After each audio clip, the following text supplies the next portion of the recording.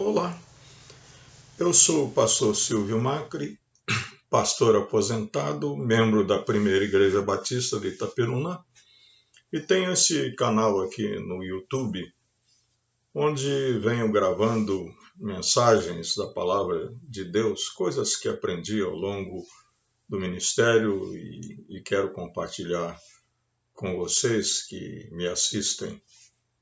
Hoje nós queremos falar sobre um tema muito interessante que pode até provocar uma certa curiosidade. O tema é o lado avesso do ser humano. Existe um ditado até certo ponto jocoso que diz: quem vê cara não vê coração. Combina com aquela outra expressão que diz que as aparências enganam. E realmente a aparência das pessoas não diz quase nada do que elas realmente são. Foi o que Jesus disse em Lucas capítulo 16, versículo 15, para os fariseus. Ele se expressou assim: Jesus lhes disse: vocês são os que se justificam diante dos homens, mas Deus conhece o coração de vocês. Pois aquilo que é elevado entre os homens é abominação diante de Deus. O que era elevado entre eles eram as orações feitas nas esquinas das ruas, eram as esmolas dadas para que todo mundo visse, eram as práticas rituais, como lavar as mãos, e o tipo de roupa que usavam, o tipo de comida que usavam, enfim, era isso que eles achavam elevado. Elevado era a posição social, era a riqueza, enfim, a ostentação, a aparência da pessoa. Mas, diz Jesus, isso Deus abomina. Abomina no sentido que despreza. Para Deus isso não tem valor nenhum. E nossa mensagem hoje é baseada numa passagem que diz exatamente isso. Está lá em 1 Samuel, capítulo 16, versículo 7. Diz assim: porém o Senhor disse a Samuel: não olhe para a sua aparência, nem para a sua altura, porque eu o rejeitei. Porque o Senhor não vê como o ser humano vê. O ser humano vê o exterior, porém o Senhor vê o coração. Esse versículo está inserido na narrativa que Samuel registrou da escolha de um novo rei para Israel, tendo em vista que Saul, o primeiro rei, cometeu muitos erros e Deus o rejeitou. Então o Senhor mandou que Samuel fosse até a casa de Jessé, que era o pai de Davi, o novo rei, e ali ungisse esse novo rei para liderar o povo de Israel. Ainda em vida de Saul, melhor dizendo, e ainda durante o reinado de Saul. E, portanto, era uma coisa arriscada. Mas Samuel foi assim mesmo, com o pretexto de adorar ao Senhor junto com os belemitas. E então Samuel foi à cidade de Belém, e ali então falou com Jessé sobre a tarefa que ele tinha. E Jessé então começou a trazer os filhos. O primeiro, o mais velho, Eliabe, era um rapaz alto, bonito, e Samuel então pensou, certamente está diante do Senhor ser ungido. Foi quando Deus disse a Samuel: não se engane com a sua aparência, nem com a sua altura, porque eu o rejeitei, porque o Senhor não vê como o ser humano vê. O ser humano vê o exterior, porém o Senhor vê o coração. Então Jessé trouxe os outros filhos, 7 filhos no total, e não era nenhum deles. Samuel até perguntou, mas você, Jessé, não tem mais nenhum filho? Eu tenho um filho adolescente que está no campo cuidando das ovelhas, então manda chamá-lo, porque não vamos nos sentar para comer enquanto não vier esse último filho mais novo, o caçula. E foi Davi, então, que se apresentou e foi ungido como rei. Apesar de que Davi também tinha uma boa aparência, diz que ele era ruivo, tinha os olhos bonitos e tinha uma boa aparência. Mas a verdade é que o Senhor não estava olhando para a aparência, o Senhor estava olhando para o coração de Davi. Porque a verdade está do lado avesso do ser humano e não do lado que nós vemos. Gostamos de valorizar as coisas exteriores, mas o coração é que é a origem das motivações humanas.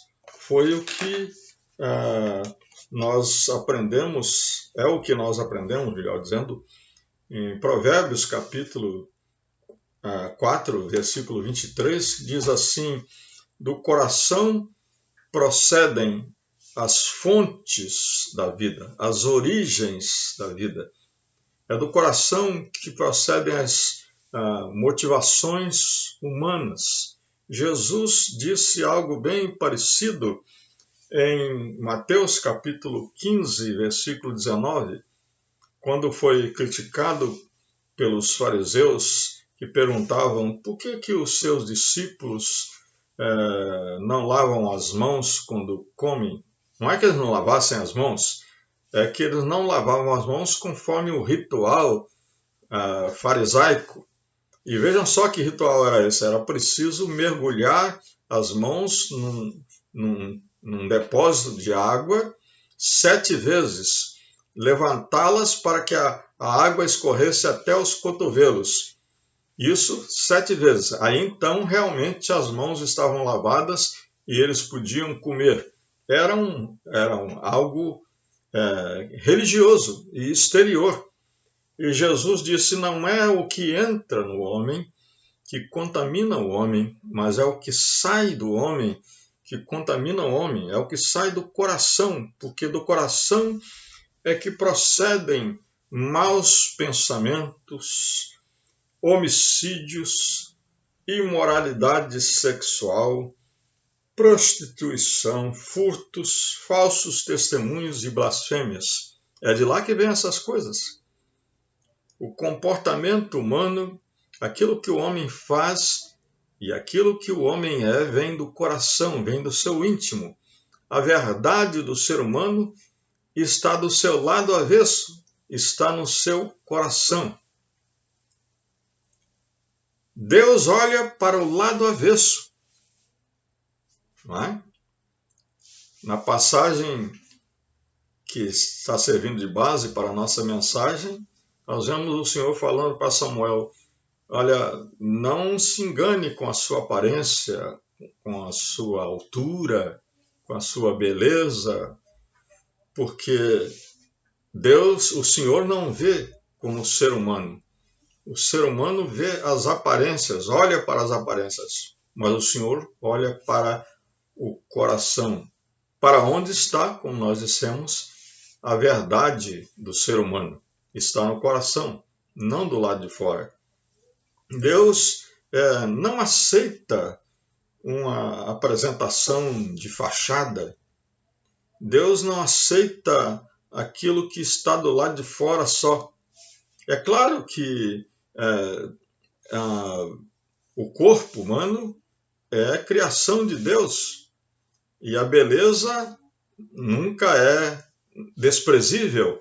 Porém, o que é mais importante para Deus, por isso que Jesus disse que fala de abominação, no sentido de que Deus despreza isso, Deus não coloca isso como prioridade, é o que vem do coração. Isaías 29:13, o profeta, condenando o povo por causa da sua hipocrisia, diz assim: este povo se aproxima de mim e com a sua boca e com os seus lábios me honra, mas o seu coração está longe de mim, e o seu temor para comigo consiste só em mandamentos ensinados por homens, mandamentos que são tradições humanas estabelecidos por homens e não por Deus.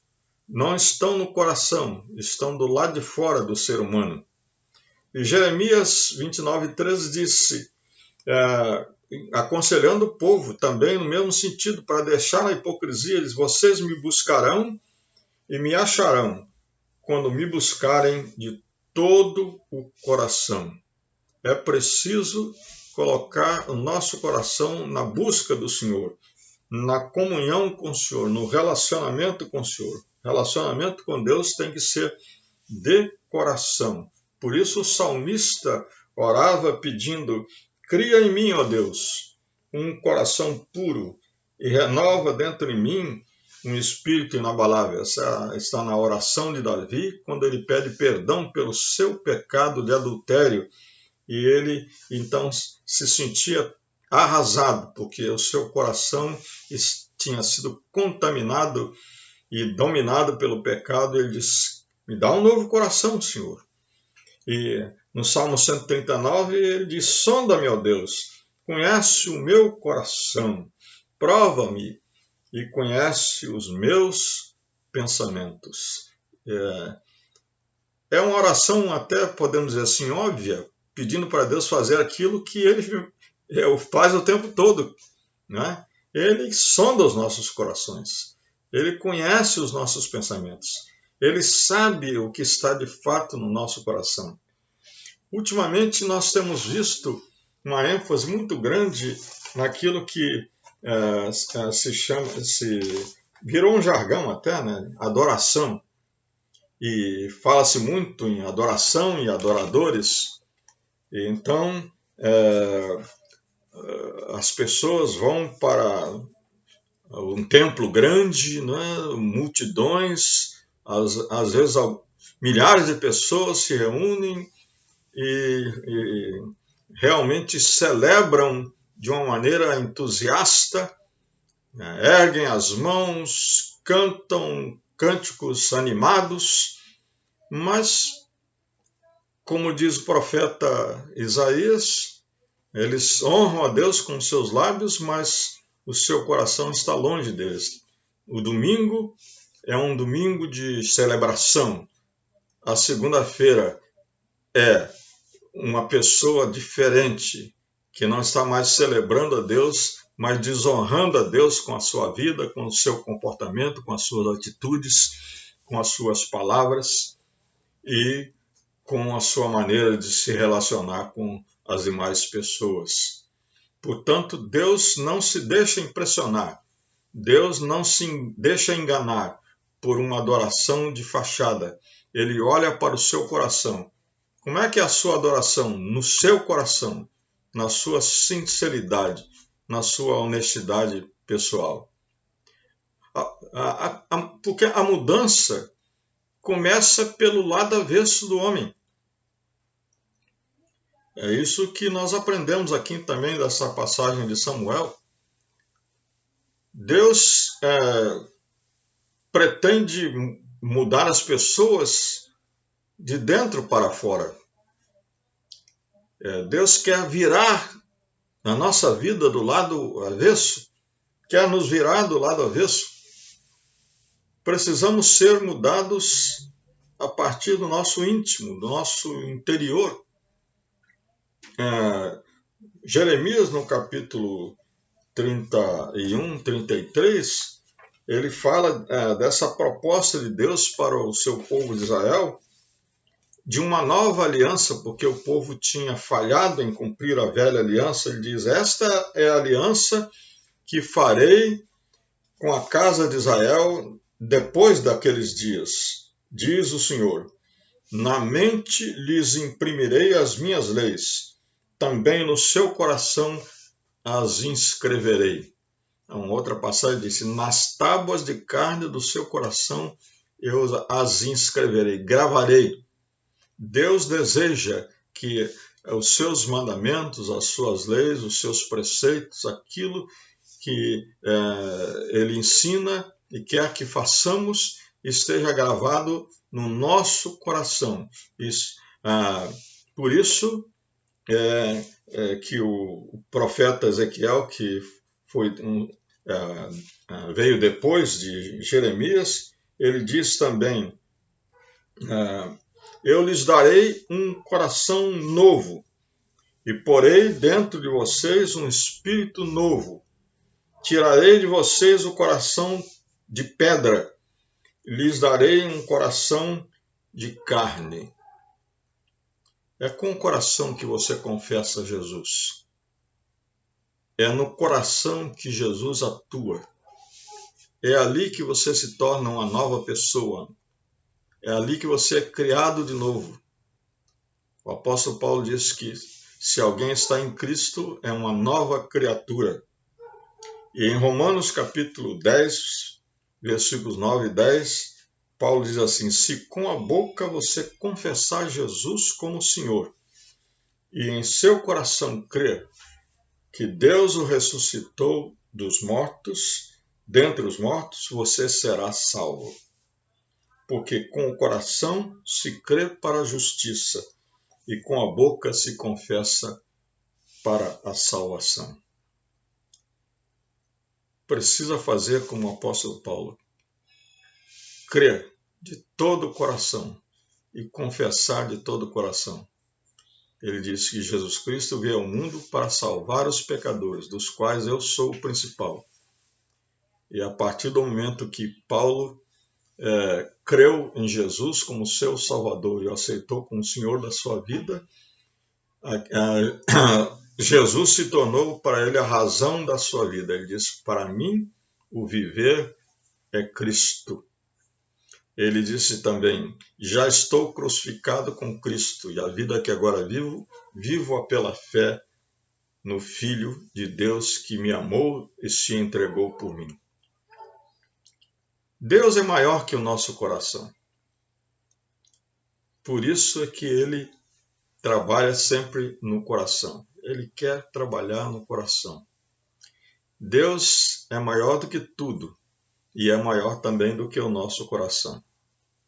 Se você tem alguma dúvida, se você tem alguma dificuldade para crer, se há um senso de culpa, se você tem essa sensação de culpa no seu coração, saiba que o sangue de Jesus Cristo, Filho de Deus, nos purifica de todo pecado. É preciso deixar, então, que o sangue de Jesus Cristo seja derramado sobre o nosso coração e o limpe completamente e o torne um coração transformado pela graça de Deus. Amém?